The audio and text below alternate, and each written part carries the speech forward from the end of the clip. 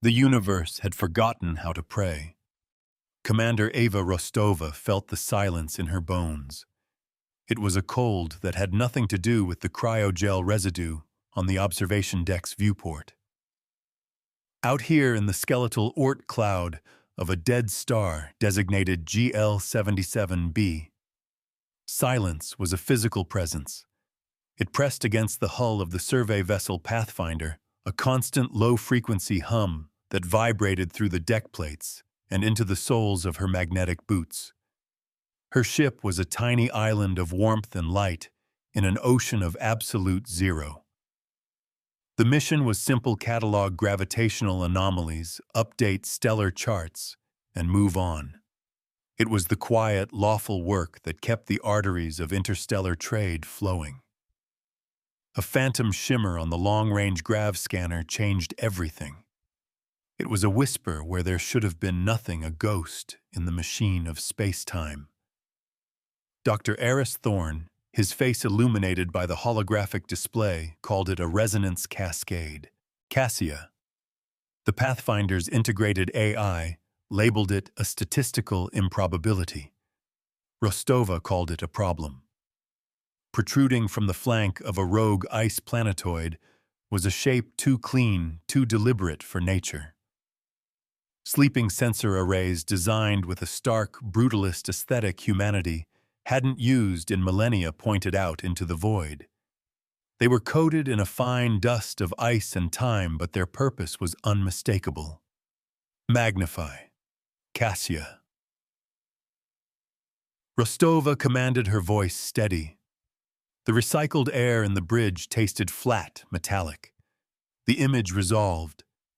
It was a vessel, but that word was insufficient. This was a citadel, a mountain of alloy and mystery carved into a shape that defied conventional starship design. It was all sharp angles and monolithic slabs, a kilometer-long shard of night against the deeper darkness. Faint lines, almost invisible under the frost, covered its hull. They were not panel seams or heat sinks. They were sigils, intricate and geometric, glowing with a faint internal luminescence that the scanners had barely registered. Humanity had built many things in its long, violent history. This felt different. This felt consecrated. The weight of ages was its armor. No registry, no transponder, no emissions of any kind, Lieutenant Jian Li reported from the tactical station. His fingers danced over his console, the soft clatter of familiar rhythm against the ship's hum. It's a ghost. A very, very large ghost. It's more than that, Aris breathed, his eyes wide.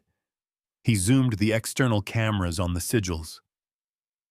Commander, these markings, they're derivative of pre-diaspora iconography, specifically the Saint Viridian Crusade. That was a myth, a parable about humanity's moral awakening after the First Expansion War. Rostova crossed her arms, the fabric of her uniform rustling softly.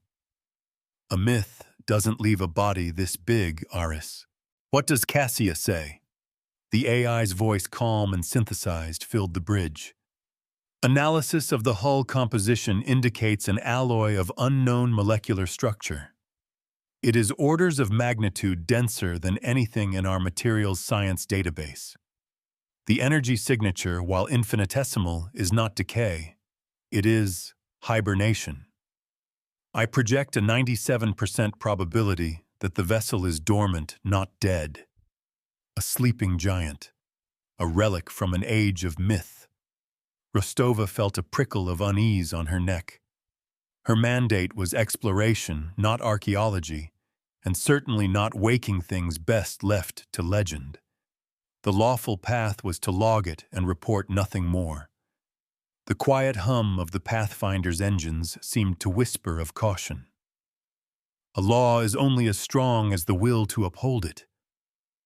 We have a choice, Aris said, turning from his screen. We can file a report that will bury this discovery in red tape for a century, or we can be the ones to understand it. This could be the single greatest find in human history. Jian was more pragmatic. It could also be the biggest tomb. We don't know what's inside or why it went quiet. Before Rostova could answer, a proximity alert sliced through the quiet tension. A brilliant flash of displaced space-time erupted 2,000 kilometers off their port bow. A second vessel appeared sleek and predatory, its silver hull gleaming. Its energy signature was loud and aggressive. The universal insignia of the Crane hegemony was emblazoned on its prow. They were a species of avian descent known for their rigid adherence to and exploitation of galactic law. Crane Patrol Jian announced, his voice tight. "They're hailing us. Standard salvage claim channel." Rostova's jaw clenched.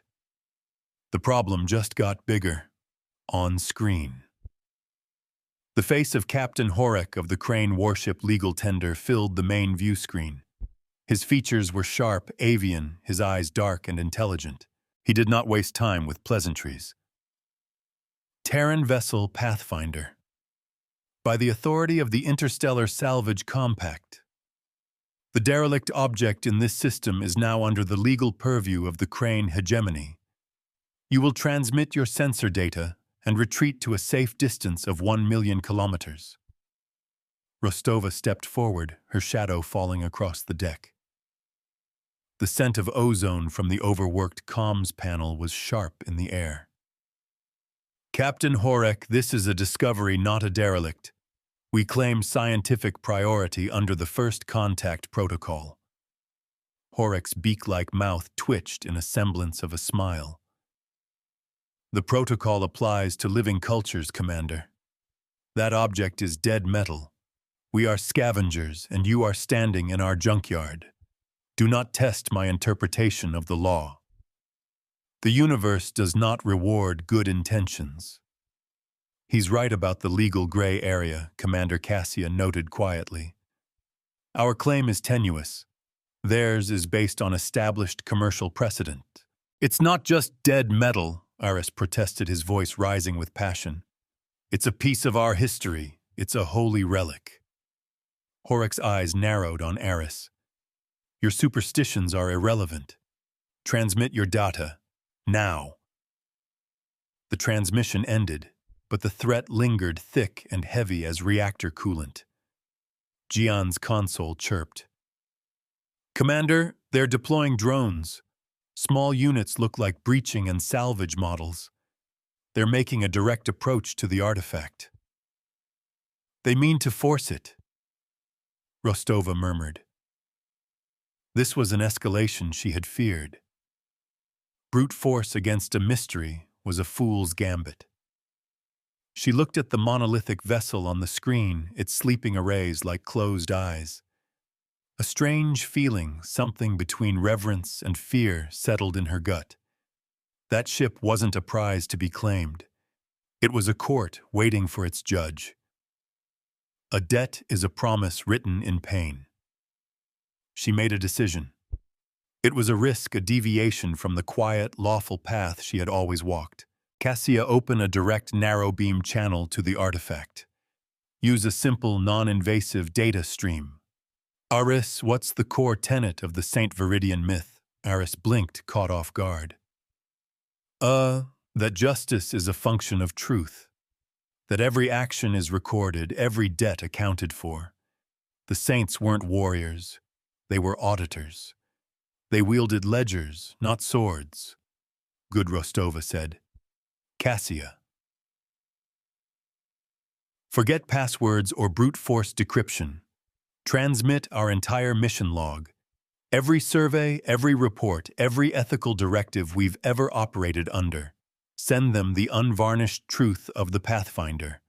Let it see who we are.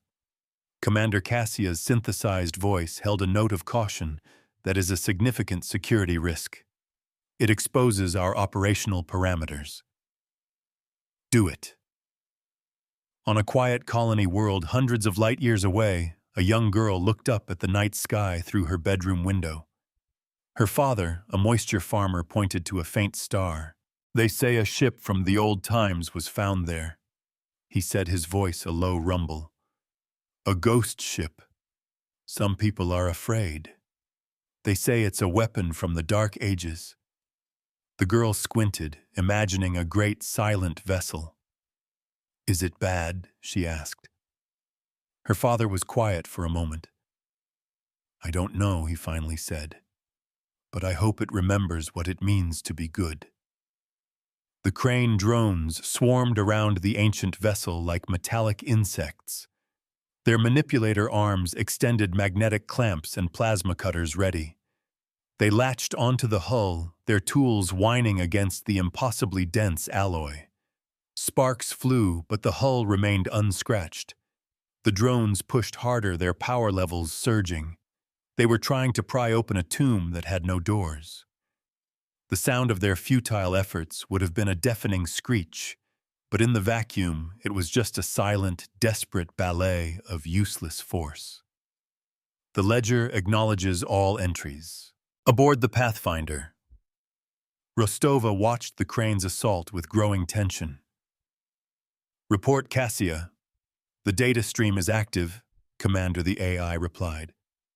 The artifact is accepting the information. Data is flowing from our servers into its core systems at a rate I cannot explain. There is no traditional handshake protocol. It is simply listening. The air on the bridge felt thick, charged with static.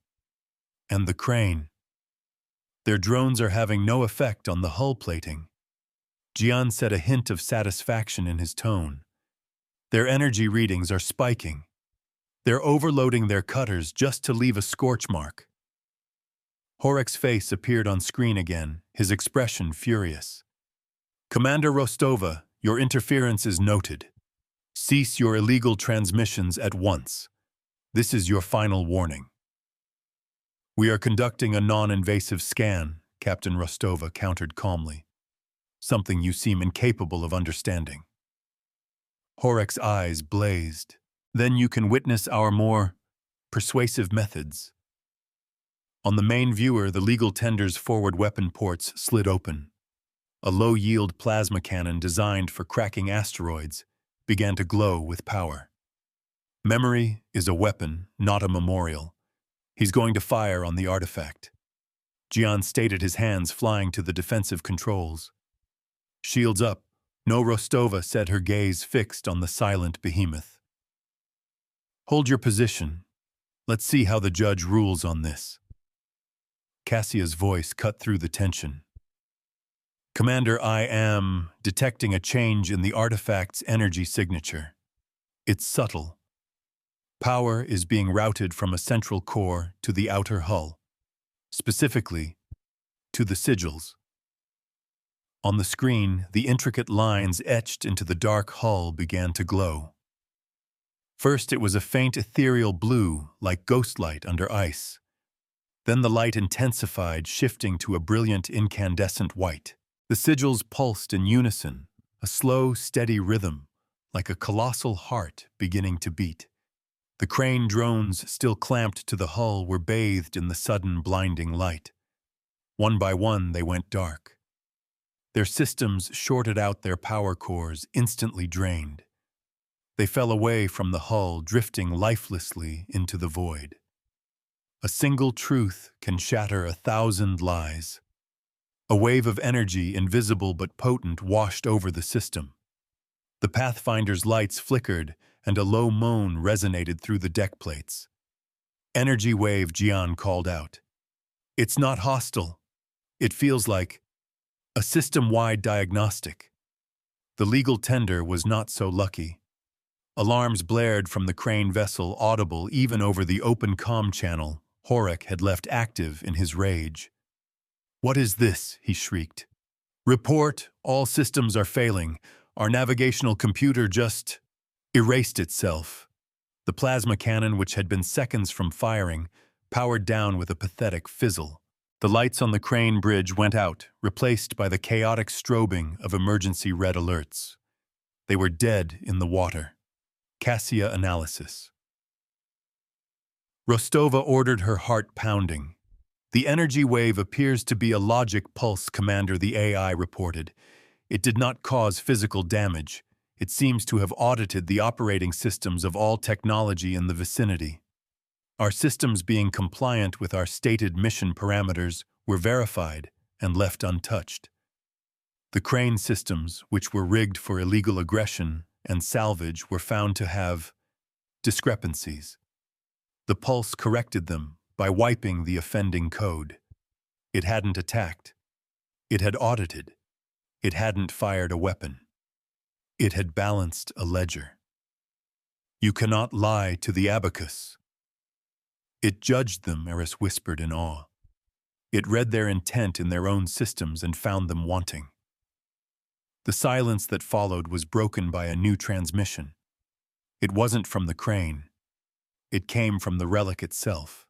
There was no sound, no voice, just a single packet of data directed at the Pathfinder. It was an image.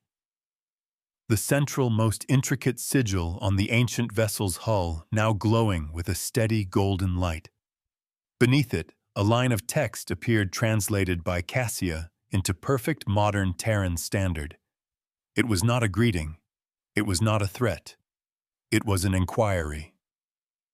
Who are the keepers of the law? Before Rostova could formulate a reply, the universe decided to complicate matters further. A cascade of new signatures tore through the fabric of space-time. Not one ship, but a dozen. They were vessels of jagged, asymmetrical design painted in mottled gray and blood red. Their hulls were scarred and pitted, adorned with crude, violent symbols. These were not legalists or explorers. These were zealots. Void-sworn Jian spat his knuckles white on the console. A whole battle fleet of them. The Void-sworn were a death cult splintered from humanity millennia ago. They worshipped the destructive potential of ancient technology. They believed the past was a weapon to be fired, not a lesson to be learned. For them, the awakening of this relic was not a moment of revelation. It was a call to holy war. Their prayers are for annihilation. Their leader, a zealot who called himself the first votary, appeared on the main screen. His face was a mask of ritual scars. His eyes burned with fanatical light. He ignored the Pathfinder and the crippled crane ship. His gaze was fixed on the glowing relic. The saint has awakened. His voice was a raw, ecstatic roar that crackled with distortion. The instrument of the final reckoning is at hand. We have come to receive its blessing, to be the sword in its divine hand. His fleet began to advance, a swarm of predators closing in. They powered up their weapons, raw, untamed energy signatures that bled radiation into the void. This was not a legal dispute. This was a crusade. Rostova was now caught between the soulless calculus of the law and the fiery madness of faith. Commander Cassia said, its voice chillingly calm. The Void-sworn fleet possesses overwhelming firepower. Our probability of survival in a direct confrontation is 0.03%. The logical course of action is to retreat immediately. Retreat. It was the smart move, the sensible one. It would save her crew. But as she looked at the majestic awakened vessel and the question it had posed, she knew she couldn't run. They had been deemed worthy of a question. That was a responsibility. Her doubt was evaporating, replaced by a cold, hard certainty.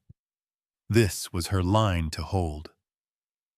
Stewardship is the price of Amon Hold on.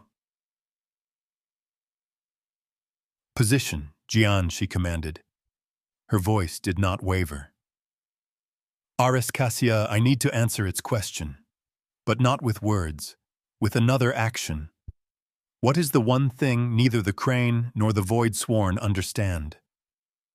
Aris thought for a moment. Mercy, restraint, precedent, Rostova said. The crane see law as a tool for profit. The Void-sworn see it as an obstacle to their faith. We need to show this. Saint, what law is truly for. Cassia,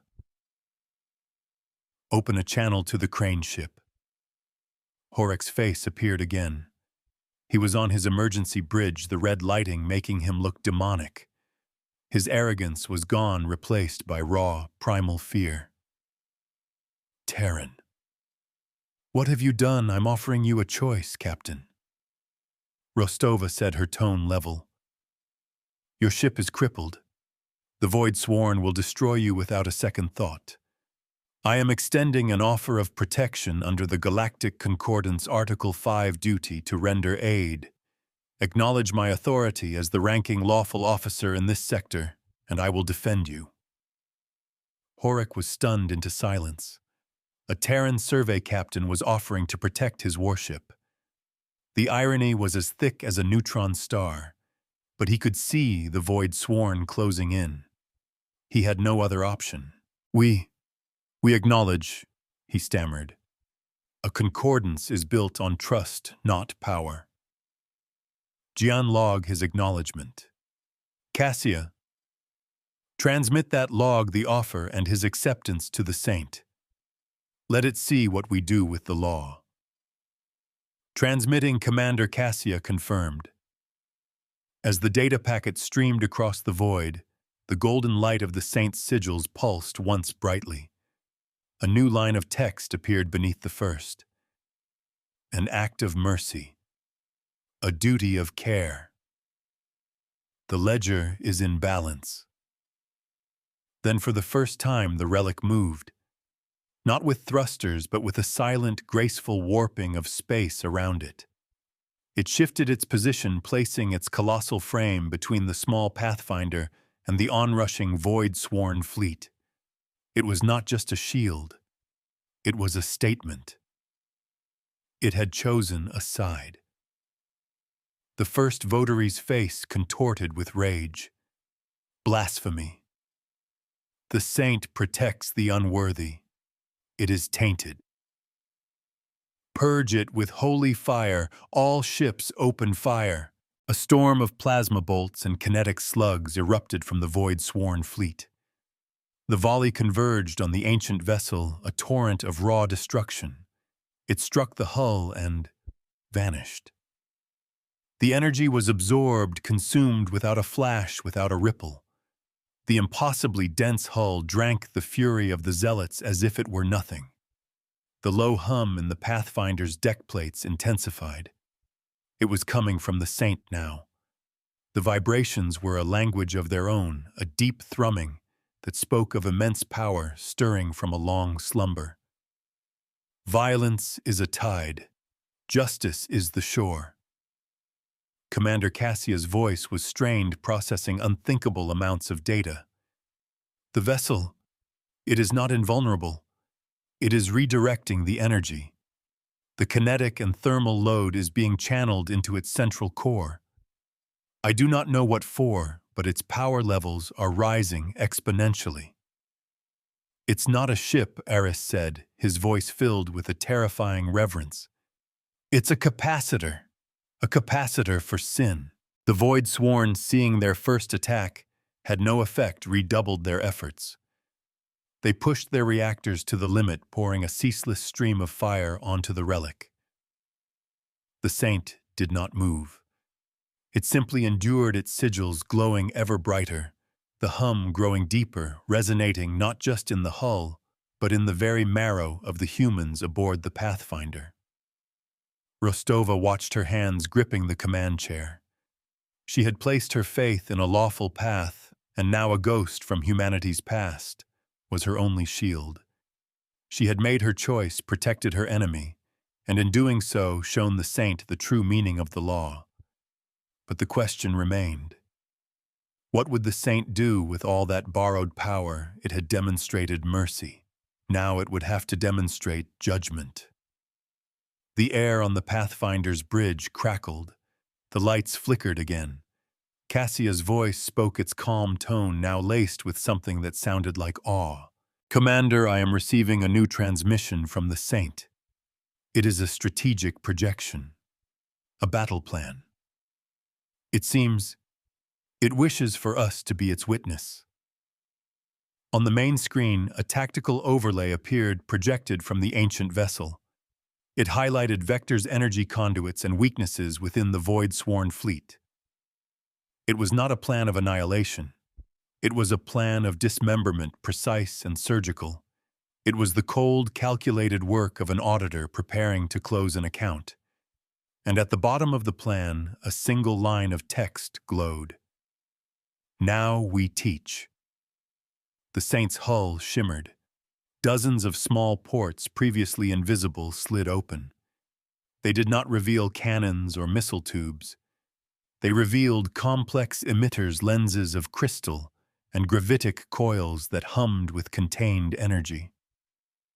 The power of the Void-sworn's own attack, absorbed and repurposed, was about to be returned to them. Not as a weapon of rage, but as an instrument of instruction. Rostova's breath hitched. She was no longer just a commander. She was an acolyte, the first student of a forgotten school of justice. She leaned forward. "Jian, bring our point defense systems online.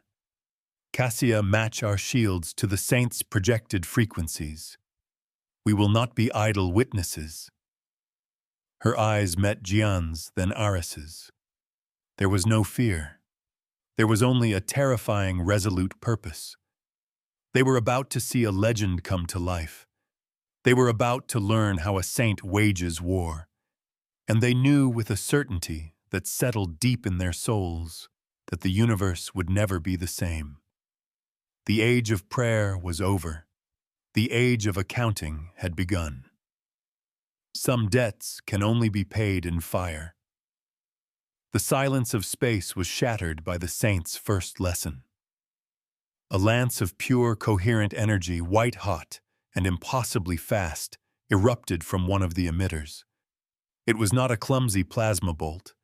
It was a scalpel of light. It did not target the command bridge or the reactor core of the lead Void-sworn cruiser. It struck the vessel's main armament capacitor, the nexus where its weapons drew their power. The capacitor detonated in a contained, catastrophic explosion, ripping the gun batteries from the ship's spine. The cruiser was not destroyed, but it was defanged, its primary purpose for existing, erased in a single, elegant strike. A second lance followed, then a third, each targeting a different ship with the same surgical precision. One lost its engine block, sent tumbling into a powerless spin. Another had its sensor mast neatly vaporized, rendering it blind and deaf. The Saint was not killing them. It was taking them apart piece by piece with the cold, detached efficiency of a watchmaker. It was a lesson in de-escalation delivered at the speed of light. Aboard the Pathfinder, the crew watched in stunned silence. The sheer artistry of the display was breathtaking. "It's not fighting," Jian murmured, his tactical display a flurry of updated vectors and damage reports. "It's teaching. It's showing them what their weapons are for by unmaking them. The purpose of a sword is defined by the hand that wields it." The first votary's scream of fury was a discordant symphony of static and rage over the comm. "Heretics, you defile the holy vessel with your cowardice. Fight us, grant us a glorious death." His ship, the flagship, Absolution, charged forward, ignoring the calculated dismantling of his fleet. The Saint acknowledged the challenge. A dozen emitters turned to face the Absolution, but they did not fire. Instead, a complex energy field shimmering like a heat haze coalesced in front of the ancient vessel. It was a vast, semi-permeable membrane of raw force. "Cassia, what is that?" Rostova asked, her voice low. "It appears to be a gravitic lens," the AI replied. "Its function is refractive. It is bending local space-time. It is configured to mirror." The Absolution fired its main cannon, a torrent of unstable, chaotic energy designed to burn worlds. The blast hit the shimmering field and instead of detonating was caught. The energy twisted, folded in on itself, and was reflected perfectly back along its original path. The first votary had only a second to see his own incandescent fury returning to him before it struck his ship.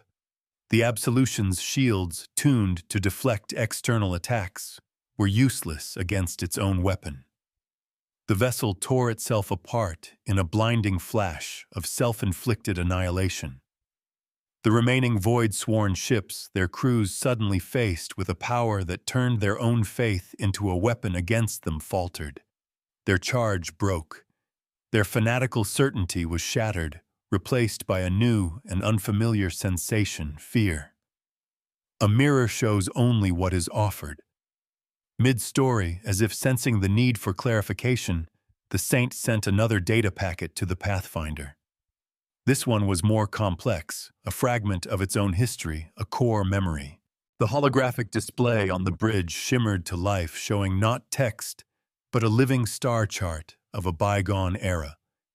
It depicted the Saint designated then as the Viridian Ledger moving between human colonies not as a warship, but as an arbiter. It showed tithes of energy and resources being paid for its protection. It displayed records of corrupt governors whose power grids were peacefully drained and rerouted to the populace. It showed pirate fleets not destroyed, but systematically stripped of their engines and weapons, their illicit gains catalogued and returned to their victims. Cassia's voice translated the core ethos of the data stream. Commander, its core logic is unusual. It seems this vessel teaches by numbers and remembers by ledgers. Its entire history is a record of actions and consequences, balanced to the last jewel. It was never designed to enforce obedience with collars only to present the bill.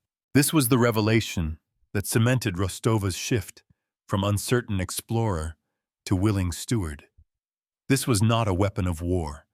It was an instrument of cosmic justice, a concept so old and so pure that her modern sensibilities could barely comprehend it. She was guarding not a ship, but a fundamental truth of the universe. The universe bends towards balance. The void-sworn were broken. Their fleet scattered, some trying to flee, others simply drifting, their crews paralyzed by the theological crisis they had just witnessed. The crippled crane ship, the legal tender, watched the entire exchange in terrified silence. Their captain Horek had tried to claim the Saint as property. The void-sworn had tried to claim it as a god. Both had been proven utterly wrong. The Saint did not pursue the fleeing ships. Its lesson was complete. It turned its attention back to the crane vessel. A single gentle tractor beam, no stronger than necessary, latched onto the legal tender. It began to pull the crippled ship slowly towards the Pathfinder. The message was clear. The duty of care Rostova had offered was now to be fulfilled. Rostova understood. Gian, prepare a docking collar. Send a message to Captain Horek. Tell him our medical teams are on standby. She then looked at the silent, majestic vessel that had become her ward. Cassia, send a message to the Saint. Just one word. Ready, Commander. Gratitude. As the message was sent, the golden light of the Saint's sigils softened to a warm, gentle glow. The immense power it had gathered faded, returning to a state of watchful hibernation. The weapon ports closed. The emitters retracted. The judge had left the bench. The court was in recess. But the precedent had been set. In the quiet hum of her own ship, Rostova felt the weight of her new responsibility. She was the keeper of the law, and she had just been given the ultimate instrument to enforce it. The challenges would be immense. The powers that be, both legal and fanatical, would not let this stand. But for the first time in a long time, she felt she was on the right side of a law that was older and truer than any written by man or crane. It was a law written in the balance of the cosmos itself. A single act of justice can recalibrate the stars. The air on the Pathfinder's bridge was thick with the after scent of ozone and adrenaline. It was the smell of a battle survived a sharp metallic tang that clung to the back of the throat. Rostova's crew moved with a quiet, deliberate exhaustion, their movements economical and precise. They had faced down a fleet of zealots and hadn't fired a shot yet. The tension had frayed every nerve. The low, resonant hum of the saint, now a background presence, was a constant reminder of the power they had witnessed. It was the sound of a sleeping god, and they were its unlikely guardians. "The crane vessel is secure in the docking cradle," Gian reported, his voice flat with fatigue. "Their captain is compliant. He's also demanding to file a grievance, a salvage counterclaim, and a formal protest for what he's calling unlawful coercion by anachronistic threat." Aris snorted from his science station. He tried to loot a holy relic, got his ship disabled, was saved from a death cult, and he's filing a complaint. The sheer audacity. True audacity ignores the evidence of its own folly. "It's all he has left," Rostova said, watching the damaged crane ship on the main viewer. It looked like a wounded bird, its sleek lines marred by scorch marks and the dead dark ports of its weapon systems. "He's a legalist. The law is his weapon. He'll use it until the very end." She turned away from the screen. "Damage report, Cassia. Minimal, Commander." The AI's voice was a soothing balm in the tense atmosphere. "Our primary systems experienced a 30% power surge while interfacing with the ledger. All diagnostics are green, but I recommend a full maintenance cycle on our energy conduits. The primary cost was not physical, but informational. Our entire operational history has been shared. A small price to pay for survival." Rostova thought. A smaller price for the lesson they had received. She had opened her ship's soul, and in return the saint. The Viridian ledger, she corrected herself, had shown them its own. The name felt right. It was not a saint of faith, but a saint of mathematics, a keeper of cosmic accounts. "A memory given is a trust earned." Commander Gian said, his tone shifting. "Long-range comms are lighting up. News is spreading. That energy pulse from the ledger, it had a signature, a unique one. Every listening post in 100 light-years is pointing this way." Rostova nodded slowly. The quiet, lawful work of the Pathfinder was over. Their mission of charting anomalies was complete. They had found the biggest anomaly in human history, and now the universe was coming to see it.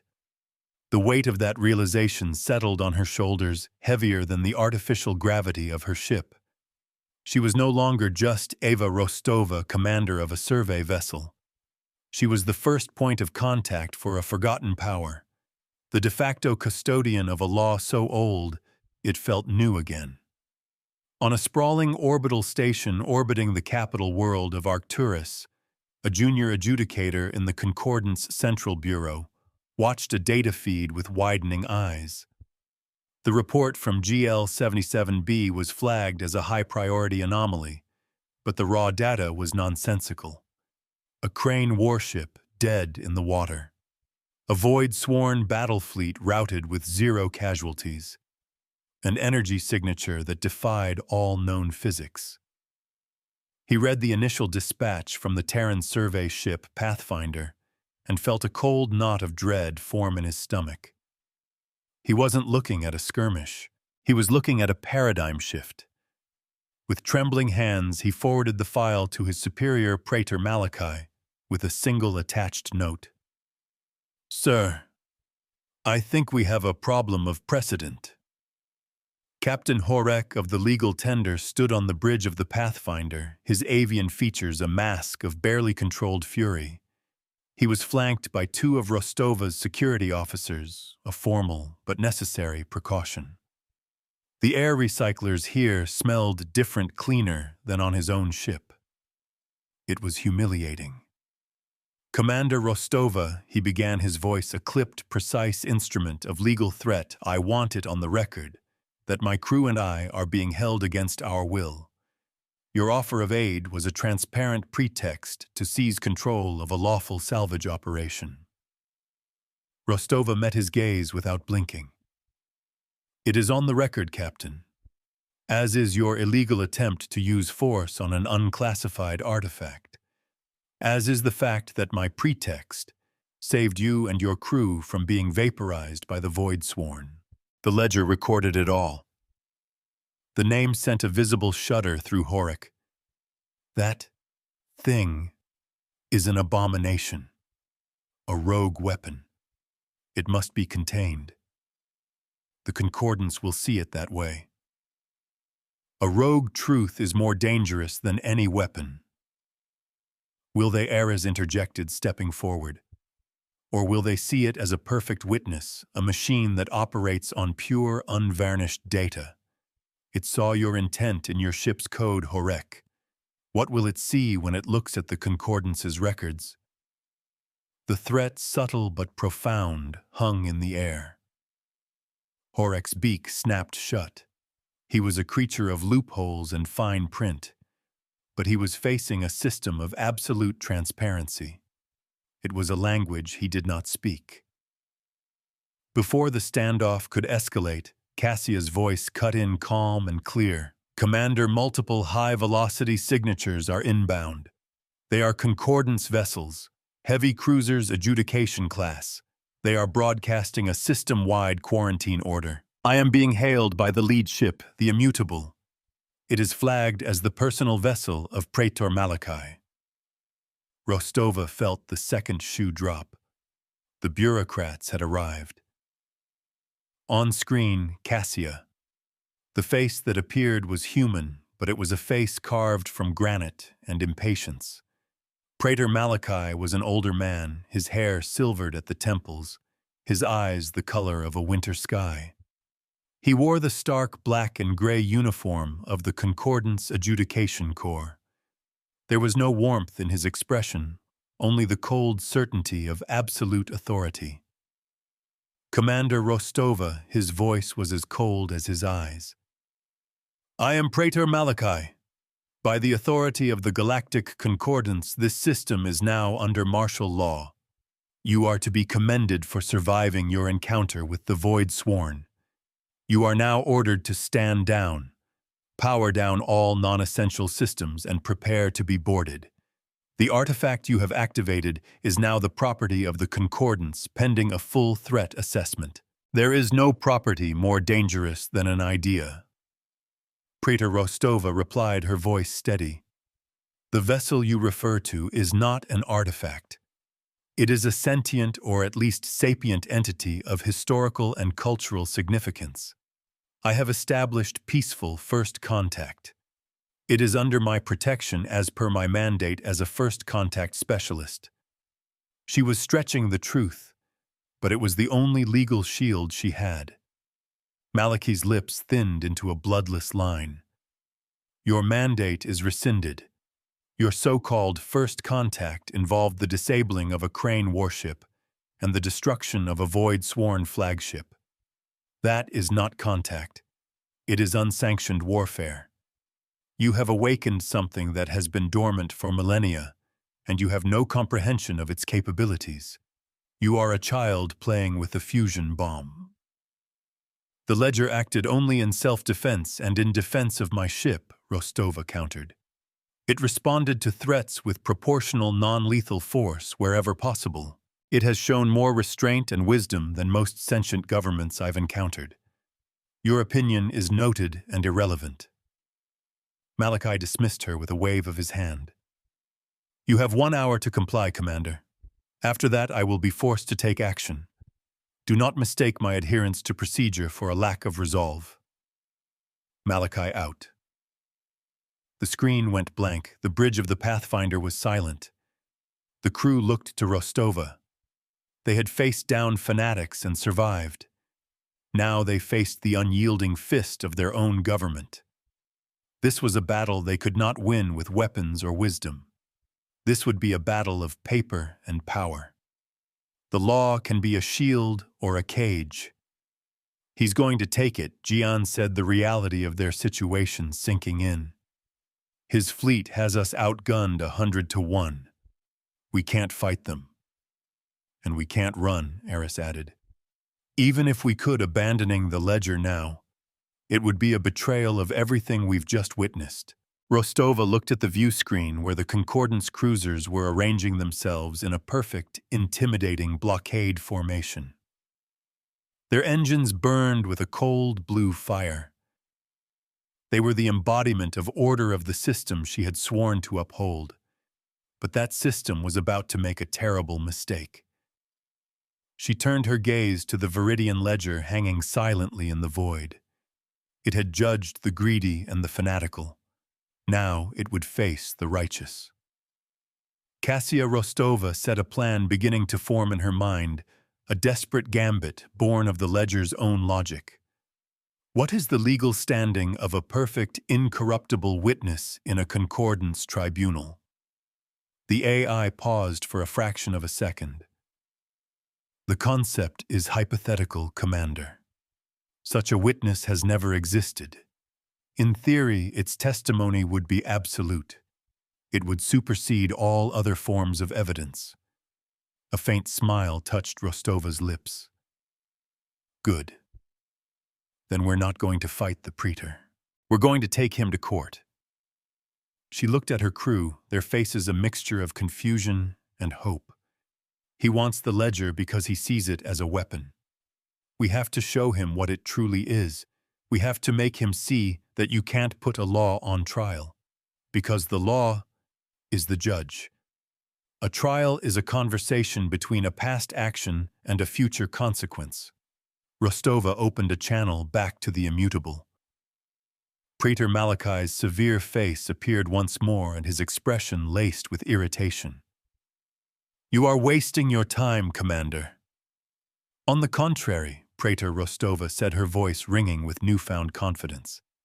I am ready to comply with your order, but I am filing a formal motion under Concordance Legal Code 7.3.4.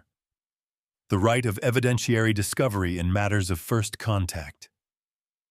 The artifact, the ledger, is itself the primary evidence in this entire affair. Before it can be seized as property, its nature and function must be understood.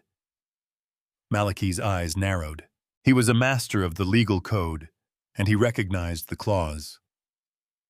It was an obscure but powerful tool designed to prevent corporate interests from seizing new life forms for exploitation. What are you proposing, Commander? A demonstration, Rostova said. You believe this vessel to be an unpredictable weapon.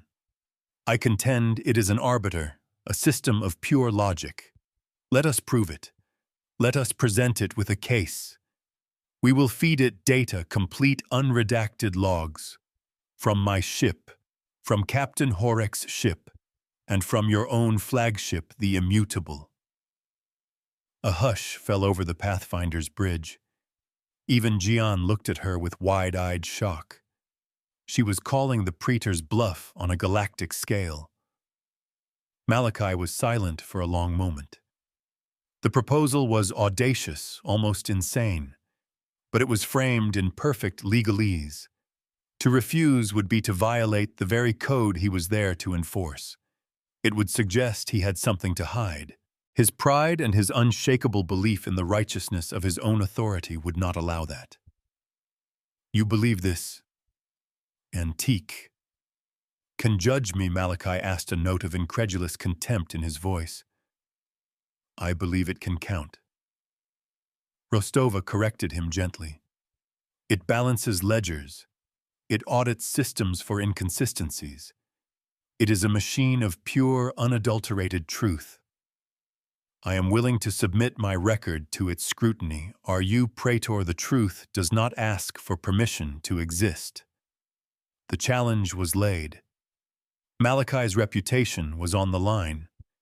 If he took the vessel by force after refusing a peaceful legal demonstration, his career would be tarnished. If he accepted, he would prove his own transparency and gain control of the artifact through the very process Rostova had initiated. To his mind, there was no risk. His record was immaculate. Very well, Commander. Malachi said, a cold, predatory smile touching his lips. I accept your motion. Transmit the data. Let us see what your ghost in the machine has to say. He cut the connection. Aris let out a breath he didn't realize he'd been holding. Ava, are you sure about this? We're gambling everything on the idea that this machine's morality aligns with ours. I'm not gambling on its morality, Rostova replied, turning to her crew. The light from the view screen cast long shadows across the deck. I'm gambling on its math. Cassia, prepare to stream our logs and send a message to the ledger. Inform it that the court is now in session. The low hum from the ancient vessel began to grow in intensity once more. The intricate sigils on its hull, dormant for the past hour, began to glow with a soft, analytical blue light. It was not the incandescent white of battle, but the cool, measured light of computation. 3 data streams, thin lines of pure information, lanced across the void from the Pathfinder, the legal tender, and the immutable. They converged on the ledger, which accepted them without preamble. It began to read. It began to count. It began to judge. In a crowded refugee camp on a forgotten moon, a man huddled with his family around a flickering public news screen. The official concordance report spoke of a volatile archaeological incident being contained by Praetor Malachi. But other, less official reports were spreading like wildfire. Whispers of an ancient judge of a power that could not be bribed or broken. The man who had lost his home to a corporate land grab, rubber-stamped by a corrupt local magistrate, felt a stir of an emotion he hadn't felt in years. It was a dangerous, fragile thing. It was hope. The universe remembers. The data streams flowed for 10 solid minutes. It was a torrent of information, decades of service records, mission logs, supply, manifests, tactical reports, private communications. The entire operational history of 3 vastly different ships, representing 3 vastly different philosophies, was being laid bare before the ancient auditor. Praetor Malachi watched from his own bridge, his confidence unshaken. His record was a testament to efficiency and the unwavering application of the law. He had followed every rule, every procedure. He was untouchable. Then the ledger began its broadcast. It did not send a simple verdict. It sent a visualization, a holographic projection that appeared on the bridge of every ship in the system, overriding their displays. It was a vast, 3-dimensional star chart, but instead of stars, it showed a web of interconnected events. First, it showed the Pathfinder's log. A simple straight line of exploration research and adherence to protocol. When it reached the moment Rostova offered aid to the crane, that line glowed with a soft golden resonance. The caption, translated into a dozen languages, appeared below: action duty of care. Outcome balance increased. Next, it showed the legal tender's log. It was a chaotic tangle of profit-driven actions. Salvage claims that bordered on piracy resources, extracted at unfair values, laws bent to their breaking point for financial gain. The line representing Horrocks' attempt to fire on the dormant ledger flashed a deep, angry red. Action, unlawful aggression for profit. Outcome, debt incurred. The visualization then showed the ledger's defensive pulse, and the red line was neutralized, balanced by a line of cool blue. Debt paid. Account closed. A judgment is not an opinion, it is a calculation. Horek, watching from the Pathfinder's bridge, turned pale. His entire career of questionable yet technically legal actions was laid bare as a series of moral deficits. Finally, the ledger turned to the log of the immutable. At first, the line representing Praetor Malachi's career was as clean and straight as the Pathfinder's. It showed a long and distinguished history of enforcing concordance law. But then the ledger began to cross-reference. It pulled in data from the public concordance archives, data Malachi had submitted himself over the years. It highlighted a case here, a ruling there. It showed a colony world suffering from a famine where Malachi had approved the seizure of their emergency grain supplies to pay a punitive tariff, an action that was legal but resulted in thousands of deaths. The visualization labeled it action lawful inequitable. Outcome balance decreased. It showed a peaceful protest movement that was declared a terrorist organization on a technicality allowing Malachi to legally but brutally crush it. Action lawful unjust. Outcome balance decreased. It showed case after case 1,000 small cuts against the spirit of the law, all perfectly executed within the letter of the law. The ledger was not accusing him of a crime. It was demonstrating a pattern. It was auditing his soul.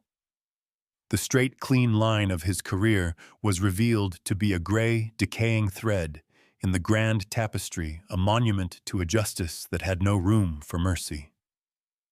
The letter of the law can be the most cruel weapon of all.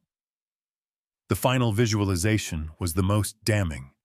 The ledger projected its analysis of the current situation. It showed Malachi's quarantine order his threat of force. It labeled the action with a single chilling phrase, intent to silence a truth. Projected outcome, systemic imbalance. Praetor Malachi stared at the holographic display, his face ashen. He had not broken a single law. He had dedicated his life to upholding them. But this ancient machine was judging him by a higher standard, a standard that weighed the consequences, not just the rules. It had looked at his perfect record and found it wanting. It had looked at his righteous certainty and found it to be a form of tyranny. "This is a trick," he stammered over the open channel, his voice cracking. "A manipulation of the data." The ledger responded. It did not argue. It simply released the source data for its every conclusion raw and unalterable into the public network. It showed its work. Every cross-reference, every data point, every logical step in its audit was laid bare for the entire galaxy to see. There was no manipulation. There was only the cold, hard, irrefutable math. The crews on the other concordance ships saw it. The listening posts across the sector saw it. The junior adjudicator on Arcturus saw it and knew his world had just changed forever. The authority of Praetor Malachi, built on a foundation of unassailable legal purity, crumbled to dust in a matter of moments. He was not a criminal. He was simply incorrect. And for a man like him, that was a fate worse than death. A law without compassion is just organized violence. His own fleet command from 100 light-years away sent him a terse, encrypted order. He was to stand down. He was to return to Arcturus to clarify his record. He was being recalled not in disgrace but in a quiet, bureaucratic storm that would effectively end his career. His weapon, the law, had been turned against him not by breaking it, but by fulfilling it to its ultimate logical conclusion. The concordance blockade dissolved. The heavy cruisers, their missions suddenly null and void, turned and retreated one by one, their cold blue engine flames winking out in the darkness. They left behind the Pathfinder, the crippled legal tender, and the silent, glowing form of the Viridian ledger. Silence reigned on Rostova's bridge. The holographic projection faded, leaving only the image of the starfield and the ancient vessel that now dominated it. Gian Aris, the whole crew, they stared, unable to process the sheer scale of what they had just witnessed. They had not won a battle. They had won an argument against the entire system, and their only weapon had been the truth. Rostova let out a slow, steadying breath. The air tasted clean like the first breath after a long fever. The cost of this victory was profound. She had defied a praetor and exposed the hypocrisy at the heart of the concordance. Her life would never be the same. The Pathfinder was no longer a simple survey ship. It was now the center of a galactic firestorm of philosophy and law. This was a heavy burden, a scar she would carry forever. But it was a burden she accepted. She watched as the main sigil on the ledger's hull, the one that had asked the first question, pulsed with a soft, steady golden light. On her own ship's official log, a new entry appeared seemingly from nowhere, its timestamp precise to the nanosecond. It read, "Precedent locked the Viridian stewardship. Jurisdiction actions, not actors. Authority balance." The arrays of the great ship began to dim their immense energy consumption, receding their work for the day complete. Rostova stood before the viewport, a lone figure against the vastness of space, her reflection, a faint ghost on the cryo-treated glass. The universe hadn't forgotten how to pray. It had just forgotten what was worth praying to. For generations, they had built systems, codes, and laws, believing that a perfect set of rules would create a perfect society. They had been wrong. They had built a cage of their own making and worshipped the bars. The ledger remembered a different way. It wasn't about the rules. It was about the results. It was about the simple, brutal, beautiful math of consequence. The universe does not forgive. It balances.